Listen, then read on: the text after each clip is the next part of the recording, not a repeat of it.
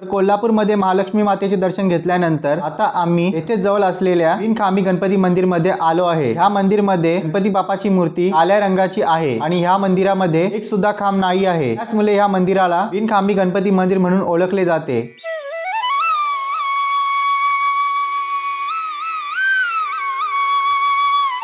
आज आमचा कोल्हापूरमध्ये दुसरा दिवस आहे आणि आता आम्ही दख्खनच्या राजाचे म्हणजे श्री ज्योतिबाचे दर्शन घेण्यासाठी आलो आहेत।